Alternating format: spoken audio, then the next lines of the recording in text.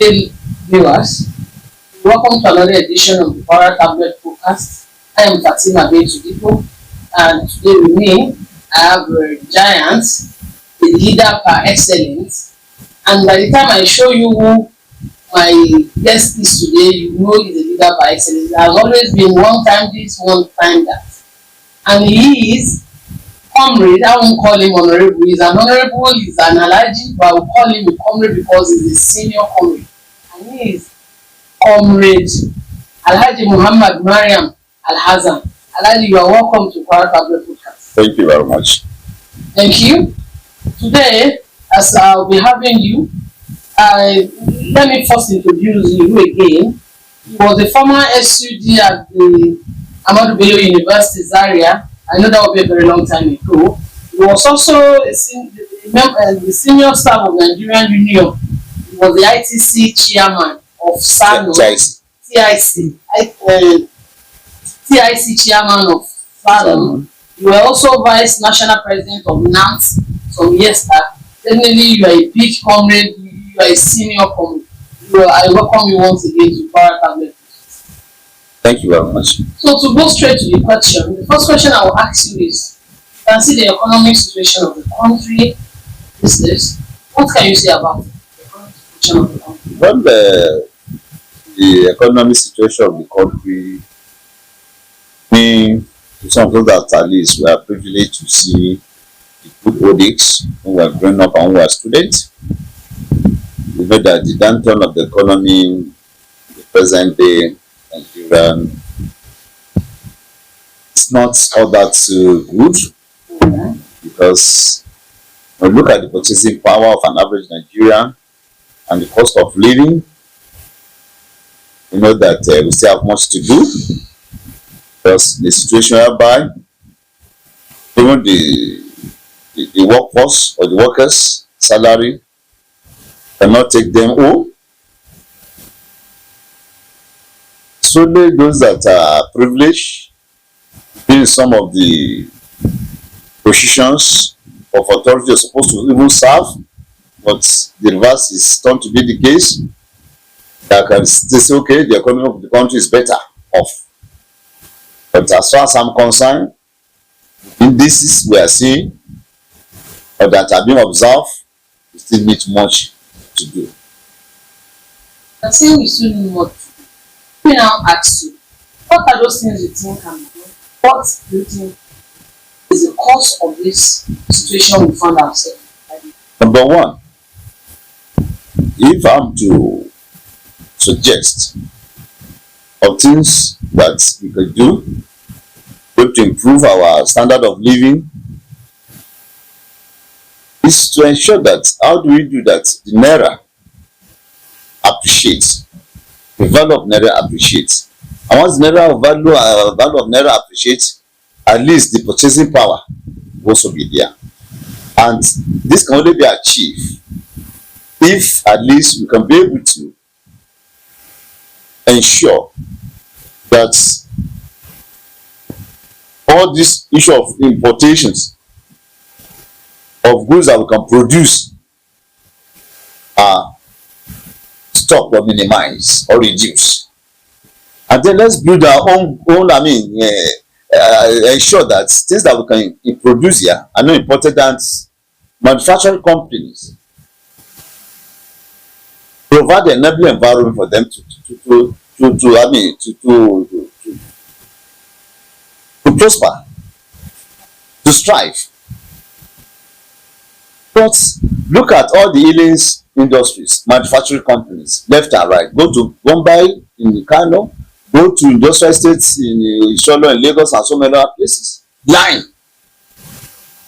So, except we are able to encourage, domesticate some of things we can produce here instead of importation or importing them. Then secondly, is the issue of fighting corruption tooth and nail. But as long as we are being selective in our justice or judgment, we cannot go anywhere. Because even the foreign investors that we want to encourage to come and invest in Nigeria, once they discover that you cannot get or be served justice na judicial system. They cannot, because they cannot invest whereby just overnight a judge come and give a judgment based on what has taken place or a sort of quid pro quo relationship. So in that circumstances, number one, we can only improve and let us ensure our local manufacturing factories are provided with an enabling environment. There should be a policy that will safeguard their interests, and let us minimize importation. Then two, we have to fight corruption tooth and nail, no matter whose horse is gouged. But as long as selective judgment continue to be the order of the day, we can never move anywhere. So we make the rules for delay. Once that is observed or followed strictly, by special grace of God, Nigeria will prosper and things will improve. Thank you so much. While you were talk about investors, let's now look at it from Kwara North, from the local government and Sarah be precise. Yes. Now look at the security challenges of those areas and some areas in Kayama, Barutin, and Kwara. Do you think investors will want to come, and if what are those things that can be used to fight these challenges?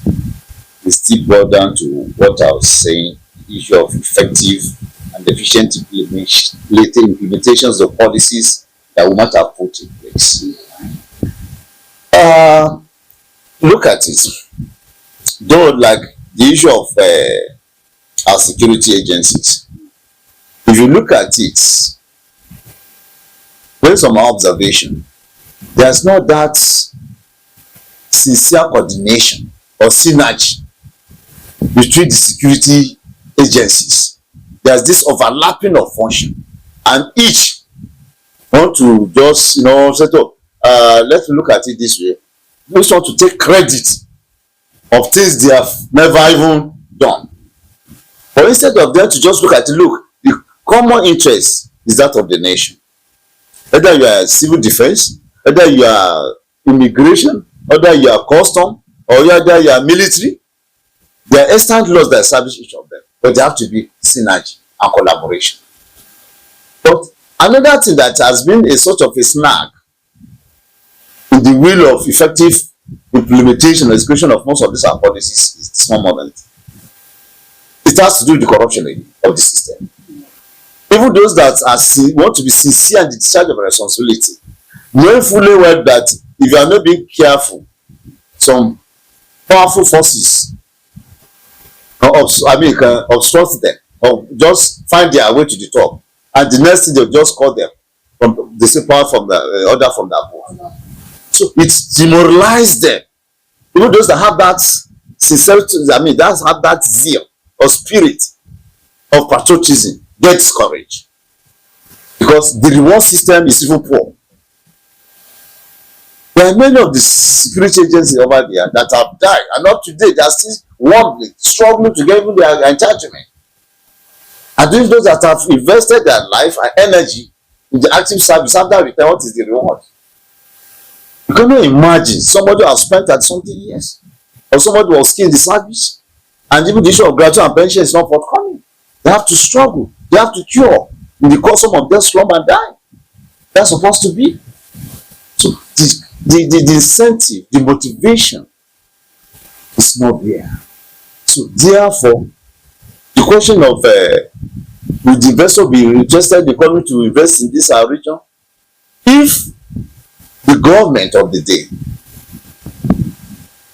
because the government is not anywhere, discrete personalities that are employed to provide security of lives and property are being supported logistically to be able to discharge their duty. And if sanction is being met to hearing officers, everybody will.